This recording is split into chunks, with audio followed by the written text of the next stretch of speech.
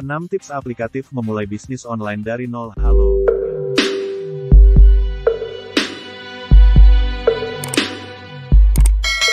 Halo, guys. Kembali lagi di channel Bicara Uang. Dewasa ini, bisnis online telah menjadi pilihan utama dalam menjalankan usaha. Gimana enggak? Bisnis online menjanjikan waktu yang fleksibel dan keuntungan yang bisa dibilang signifikan bagi pebisnis di luar sana. Nah, apakah kamu sedang tertarik memulai bisnis online dan mencari tips-tips yang tepat? Jika iya, maka kamu berada di tempat yang tepat. Karena, channel Bicara Uang akan membahas 6 tips aplikatif untuk memulai bisnis online dari nol. Seperti yang kita ketahui, bisnis online ini berputar pada kegiatan jual beli produk atau jasa secara online. Inilah poin utama dari bisnis online, guys. Karena, hampir semua jenis bisnis bisa kita eksekusi di bidang industri ini. Nah, menjalankan bisnis ini memang memiliki keuntungan. Yup, bisnis ini terlihat mudah dan instan. Namun, bisnis ini membutuhkan dedikasi, perencanaan, dan fokus yang optimal loh, guys. Maka dari itu, bagi kamu yang ingin menjalankan bisnis online ini, bisa banget kalian ikuti langkah-langkah ini. Pertama, menentukan bisnis apa yang ingin dijalankan. Awal yang paling vital untuk dilakukan adalah kalian harus menentukan bisnis apa yang ingin dijalankan, guys. Dengan memiliki planning mengenai produk atau jasa yang ingin diperdagangkan, kamu bisa menentukan langkah selanjutnya dengan lebih mantap. Jadi, bisa banget kamu pertimbangkan, apakah kamu ingin menjual makanan, pakaian, barang elektronik atau bahkan jasa. Bagi kamu yang masih struggle menentukan langkah pertama ini, jangan pernah ragu untuk mengembangkan ide cemerlang yang sedang berterbangan di kepalamu, ya.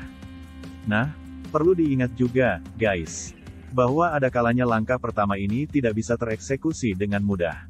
Memang benar, namun, langkah ini adalah fondasi utama bisnis kamu agar menjadi lebih kokoh, guys. Kamu bisa mendapatkan ide dari permasalahan-permasalahan yang perlu diselesaikan di sekitarmu atau juga permasalahan yang sedang kamu hadapi sendiri. Gak cuma itu, kamu bisa juga menjadikan hobi yang kamu punya sebagai ide bisnis. Sambil menyelam, sambil minum air kan? Katakanlah kamu suka mengumpulkan barang-barang elektronik antik. Contohnya saja keyboard, mouse, earphone, headphone dan lain sebagainya. Nah, kenapa nggak kamu coba hobimu ini menjadi bisnis yang menghasilkan uang?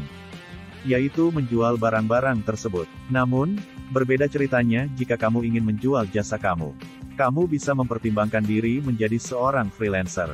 Kedua, menyusun outline atau bisnis plan. Langkah berikutnya yang harus kamu lewati adalah membuat rencana bisnis. Apa sih rencana bisnis itu? Rencana bisnis adalah kegiatan di mana kamu mengidentifikasi bisnis yang akan kamu lakukan, guys. Sehingga, kamu makin mengenal bisnis yang akan kamu jalani. Gak cuma itu, kamu akan lebih yakin melangkah untuk mencapai tujuan bisnismu. Harus diingat, guys, bahwa semakin detail rencana bisnismu, maka semakin bagus, guys. Ada beberapa faktor yang bisa kamu rencanakan nih, guys. 1. Deskripsi bisnis. Jabarkan dengan lebih mendalam mengenai bisnis online yang ingin kamu jalankan, ya. Ingat, semakin detail, semakin bagus, guys. Kamu bisa deskripsikan juga produk dan layanan yang ingin kamu jual di sini. Mulai dari rupa, ukuran, harga, kelebihan dan kekurangannya, guys. 2. Analisis pasar. Kamu harus tahu informasi-informasi yang terjadi di lapangan, guys. Akan lebih baik jika kamu melakukan penelitianmu sendiri tentang industri, target pasar kompetitor dan bahkan pelanggan. Dengan begitu, engagement dan pemahamanmu akan bisnis dan rintangannya akan semakin besar.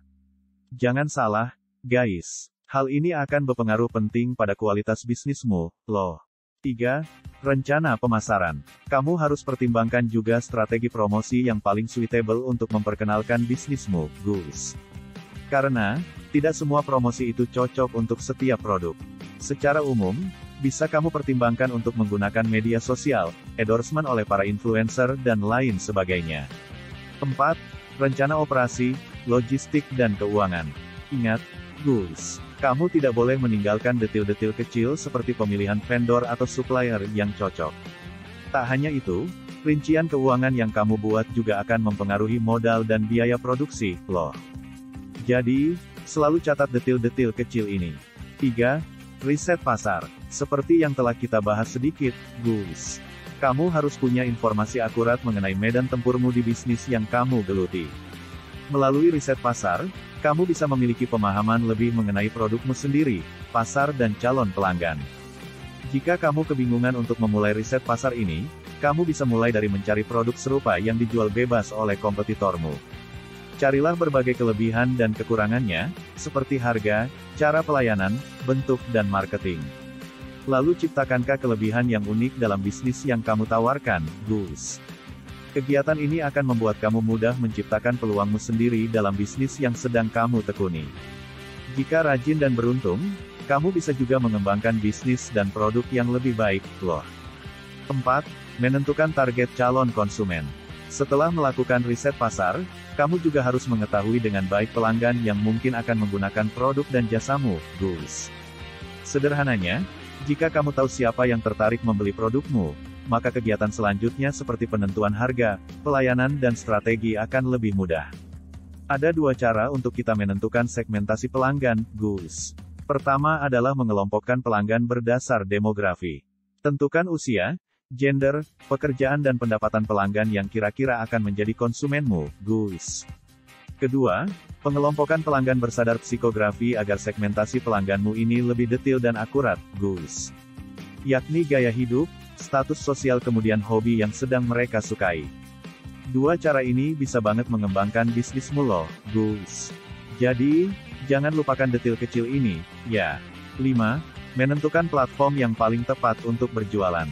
Selesai sudah kita membahas hal fundamental dalam bisnis. Tibalah saatnya kita membahas hal yang lebih teknis, nih. Kamu harus menentukan platform atau situs yang paling cocok untuk memasarkan produkmu. Jangan salah ya, guys. Sebab, barang dan jasa memiliki dua platform yang bisa dibilang berbeda.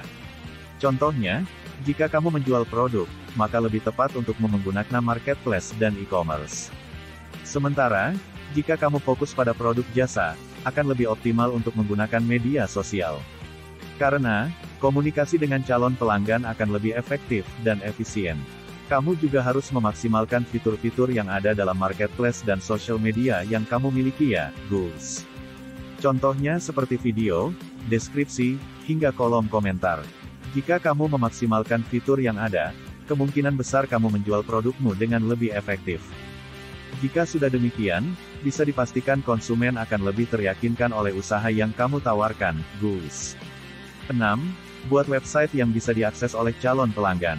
Apakah kalian tahu bahwa website dapat meningkatkan kepercayaan pelanggan?